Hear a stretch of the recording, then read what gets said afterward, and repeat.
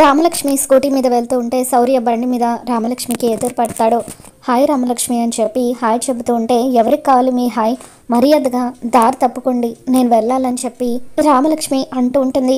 ఇకప్పుడు శౌర్య ఒక మాట చెప్పాలని ఎంతలా వెయిట్ చేస్తున్నానో తెలుసా అని చెప్పి అంటూ ఉంటాడు. ఏంటది అని చెప్పి, ఆ అస్మితతో నేనెందుకు అలా చెప్పానో నాకు తెలీదు, నేను అమాయకుడిని, నేను శుద్ధ పూసని అని చెబుతారు, అంతే కదా అని రామలక్ష్మి అంటూ ఉంటుంది. ఇక దాంతో శౌర్య, అది కాదు రామలక్ష్మి, ఐ లవ్ యూ, ఈ జన్మకి నేనే నీ భర్తని, నువ్వే నా భార్యవి, ఇది ఫిక్స్ అని చెప్పి అంటూ ఉంటాడు.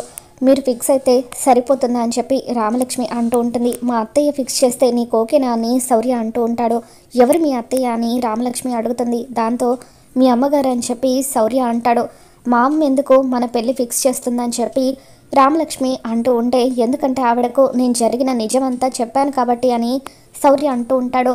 మీరు అనుకుంటే సరిపోతుందా, అలా ఫిక్స్ చేస్తే నేనేం చేస్తానో మీకు తెలుసు కదా అని చెప్పి రామలక్ష్మి అంటూ ఉంటుంది. నువ్వు ఏమైనా చేసుకో, నేను మాత్రం ఫిక్స్ అయిపోయాను, నువ్వే నా భార్యవి అని చెప్పి శౌర్య అంటూ ఉంటాడు. ఈ వీడియో మీకు నచ్చినట్లయితే తప్పకుండా లైక్ చేయండి.